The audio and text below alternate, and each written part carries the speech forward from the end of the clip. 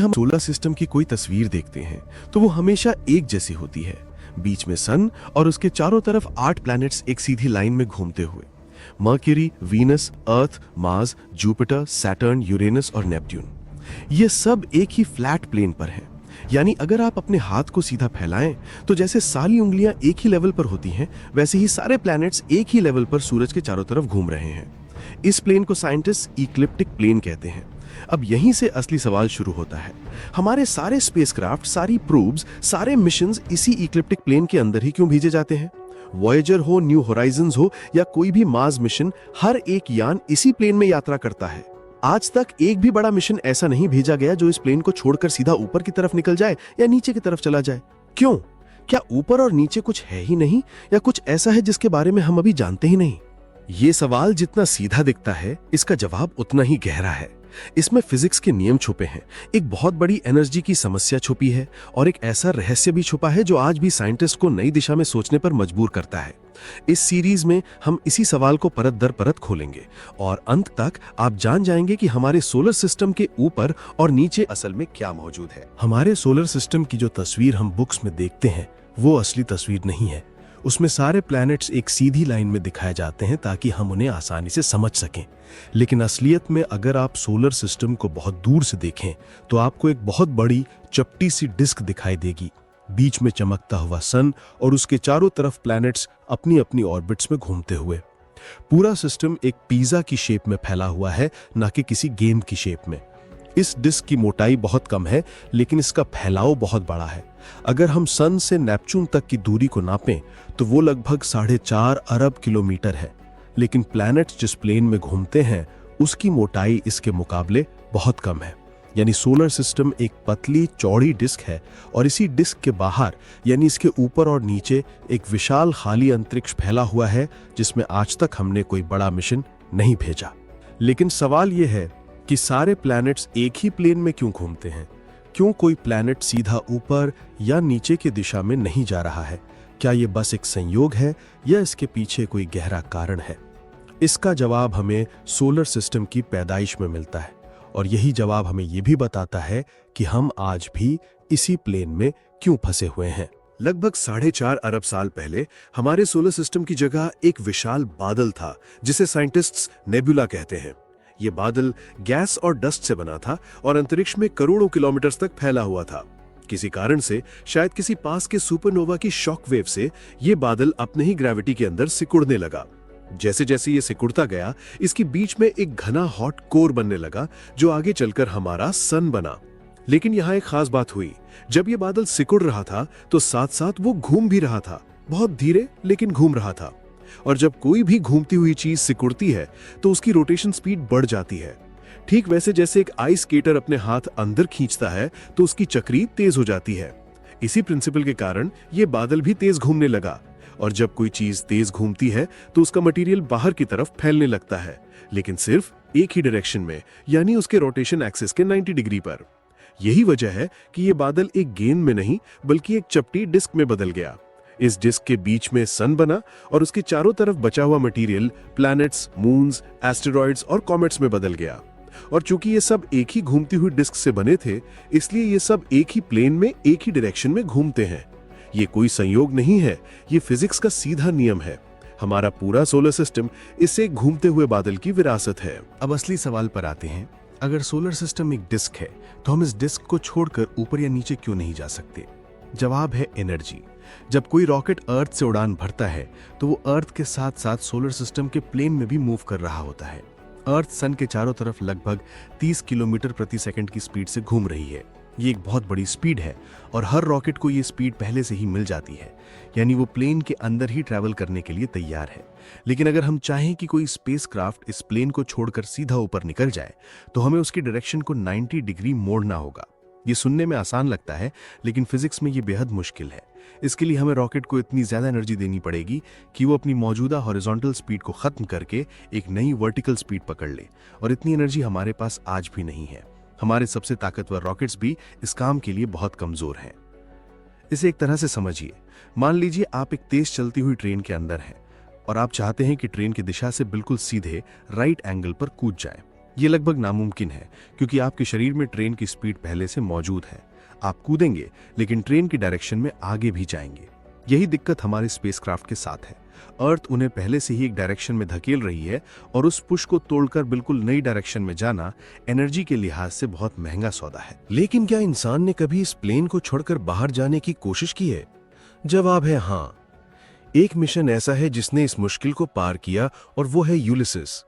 ये एक joint mission था नासा और यूरोपियन स्पेस एजेंसी का, जो 1990 में लॉन्च हुआ था। इसका मकसद था सन के ऊपरी और निचले हिस्सों को स्टडी करना, यानी उसके नॉर्थ और साउथ पोल्स को। और इसके लिए स्पेसक्राफ्ट को सोलर सिस्टम के प्लेन से बाहर निकलना जरूरी था। लेकिन यहाँ एक प्रॉब्लम थी। यूलिसिस को इतनी एनर्जी देना नामुमकिन था कि वो सीधे प्लेन के बाहर निकल जाए। तो साइंटिस्ट ने एक चालाकी की। उन्होंने पहले यूलिसिस को जुपिटर की तरफ भेजा। जुपिटर हमारे सोलर सिस्टम का सबसे बड़ा प्लैनेट है और उसकी ग्रेविटी बेहद ताकतवर है। जब यूलिसिस जुपिटर के पास से गुजरा तो जुपिटर की ग्रेविटी ने उसे एक विशाल स्लिंग शॉट की तरह उछाल दिया और उसकी डायरेक्शन पूरी तरह बदल दी। अब वो प्लेन को छोड़कर ऊपर की तरफ निकल चुका था। इस टेक्निक को ग्रेविटी असिस्ट कहते हैं और यह अंतरिक्ष यात्रा का एक चमत्कारी तरीका है। यूलिसिस ने अपनी पूरी जर्नी में सन के नॉर्थ और साउथ पोल्स के ऊपर से कई बार उड़ान भरी और हमें ऐसी जानकारी दी जो हमने पहले कभी नहीं देखी थी। ये पहला और आज तक का अकेला बड़ा मिशन है जो हमारे सोलर सिस्टम के प्लेन को इस तरह छोड़कर बाहर निकला। लेकिन यूलिसिस भी सन से बहुत दूर नहीं गया, यानी असली ऊपर और नीचे की दुनिया अभी भी हमसे अनछुई है। अब वो सवाल जो शुरू से दिमाग में चल रहा है, अगर हम सोलर सिस्टम के प्लेन को छोड़कर सीधा ऊपर या नीचे जाएं तो वहां असल में क्या मिलेगा? जवाब है खाली अंतरिक्ष, बहुत ज्यादा खाली अंतरिक्ष। हमारे सोलर सिस्टम की प्लेन के ऊपर और नीचे ऐसा कोई बड़ा ऑब्जेक्ट नहीं है जिसकी स्टडी की जाए। न कोई प्लैनेट, न कोई बड़ा एस्टेरॉइड, न कोई मून, बस अंधेरा, धूल के कुछ कण और बहुत दूर जाकर हमारी मिल्की वे गैलेक्सी के बाकी तारे। लेकिन इसका मतलब ये नहीं कि वहां कुछ है ही नहीं। हमारे सोलर सिस्टम के बहुत बाहर प्लेन के ऊपर और नीचे भी एक विशाल गोलाकार रीजन फैला हुआ है जिसे ऑर्ट क्लाउड कहते हैं। ये ट्रिलियंस बर्फ के टुकड़ों और कॉमेट्स का एक खजाना है जो सन के ग्रेविटी के सबसे बाहरी छोर पर मौजूद है। यानी अगर हम सोलर सिस्टम को एक पिज्जा माने तो ऑर्ट क्लाउड उसके चारों तरफ एक विशाल गोल खोल जैसा है जिसमें पिज्जा पूरी तरह से लिपटा हुआ है। लेकिन ऑर्ट क्लाउड इतना दूर है कि उस तक पहुंचना हमारी मौजूदा टेक्नोलॉजी से लगभग नामुमकिन है। वॉयेजर 1, जो आज इंसानी इतिहास का सबसे दूर तक पहुंचने वाला स्पेसक्राफ्ट है, उसे भी ऑर्ट क्लाउड तक पहुंचने में अभी हजारों साल और लगेंगे। यानी हमारी सोलर सिस्टम के ऊपर और नीचे जो दुनिया है वो हमारी पहुंच से बहुत दूर है और इसी दूरी की वजह से वो हमेशा एक रहस्य बनी रहती है। यहाँ एक और दिलचस्प बात है, हमारा सोलर सिस्टम अकेला नहीं है जो डिस्क शेप में है। हमारी पूरी मिल्की वे गैलेक्सी भी एक विशाल डिस्क है। इसमें लगभग 200 अरब से 400 अरब तारे हैं और ये सब एक ही प्लेन में अपने अपने वेज में घूम रहे हैं। और हमारा सोलर सिस्टम भी इसी गैलेक्टिक डिस्क के अंदर मौजूद है, घूमता हुआ, यात्रा करता हुआ। लेकिन यहाँ एक और बात है जो ज्यादातर लोगों को नहीं पता। हमारा सोलर सिस्टम का प्लेन और हमारी गैलेक्सी का प्लेन एक जैसे नहीं है। दोनों एक दूसरे से लगभग 63 डिग्री के एंगल पर टिल्टेड है। यानी अगर आप अपने सोलर सिस्टम को एक प्लेट माने और मिल्की वे को एक बड़ी डिश, तो हमारी छोटी प्लेट उस बड़ी डिश के अंदर सीधी नहीं रखी है, वो थोड़ी टेढ़ी है। और इस टिल्ट की वजह से जब हम रात में आसमान देखते हैं तो मिल्की वे हमें एक तिरछी बैंड के रूप में दिखाई देती है। ये एक हैरान करने वाला सच है। हम डिस्क के अंदर हैं लेकिन एक टेढ़े एंगल पर। हम घूम रहे हैं लेकिन एक अलग डायरेक्शन में। और जब हम सोलर सिस्टम के ऊपर जाने की बात करते हैं तो वो गैलेक्सी के ऊपर से अलग डायरेक्शन है। यानी ब्रह्मांड में ऊपर और नीचे जैसी कोई सीधी चीज है ही नहीं। हर सिस्टम का अपना प्लेन है, अपना ओरिएंटेशन है और अपनी डायरेक्शन है। अब एक रोचक सोच के साथ आगे बढ़ते हैं। मान लीजिए हमारे पास इतनी ताकतवर टेक्नोलॉजी आ जाए कि हम सोलर सिस्टम के प्लेन को छोड़कर सीधा ऊपर की दिशा में निकल सकें, तब हमें क्या दिखेगा? सबसे पहले तो हमारा अपना सोलर सिस्टम नीचे एक चपटी डिस्क की तरह दिखाई देगा, सन बीच में चमकता हुआ और प्लैनेट्स अपनी अपनी ऑर्बिट्स में घूमते हुए। एक ऐसा नजारा जो आज तक किसी इंसान ने अपनी आंखों से नहीं देखा। जैसे जैसे हम और ऊपर जाते जाएंगे, हम मिल्की वे गैलेक्सी के प्लेन को भी छोड़ने लगेंगे और एक समय आएगा जब हम गैलेक्सी को भी एक तरफ देखने लगेंगे। उसकी स्पाइरल आर्म्स, उसका ब्राइट सेंटर और उसके अरबों तारे सब एक साथ हमारे सामने होंगे। ये नज़ारा इतना भव्य होगा कि शायद उसे शब्दों में बयान करना मुश्किल हो, लेकिन इसके लिए हमें गैलेक्सी के प्लेन से बहुत ऊपर जाना होगा और ये दूरी हमारी मौजूदा यात्राओं से लाखों गुना ज्यादा है। और अगर हम और भी ऊपर निकलें तो हम इंटरगैलेक्टिक स्पेस में पहुंच जाएंगे, यानी के बीच का खाली रीजन जहां कुछ भी नहीं है, न तारे, न प्लैनेट्स, न धूल, न गैस, बस अंधेरा और दूर दूर तक फैली कुछ और गैलेक्सीज। ये ब्रह्मांड का सबसे खाली हिस्सा है और शायद यही वो जगह है जहां पहुंचकर हमें असली अकेलापन क्या होता है ये समझ आए। एक इंसान, एक स्पेसक्राफ्ट और चारों तरफ अनंत खाली अंतरिक्ष। अब एक प्रैक्टिकल सवाल, क्या इंसान कभी सोलर सिस्टम के प्लेन से बाहर निकलकर ऊपर या नीचे की यात्रा कर पाएगा?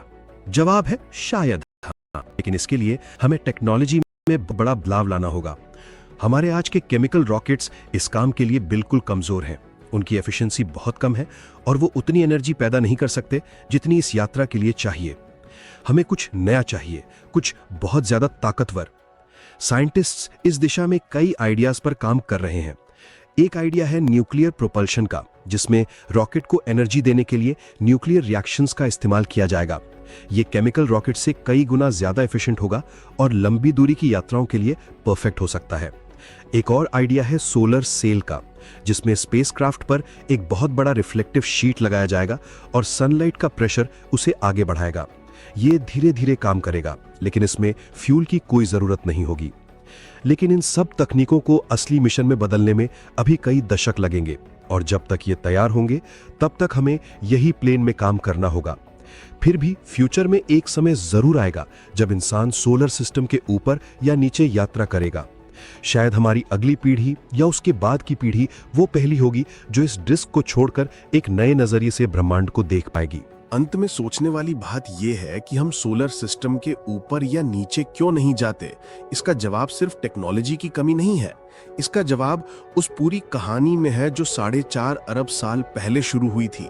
हम एक घूमते हुए बादल से पैदा हुए हैं, हम एक डिस्क के अंदर बने हैं, हम इसी डिस्क में रहते हैं, इसी में घूमते हैं और इसी में अपने मिशंस भेजते हैं।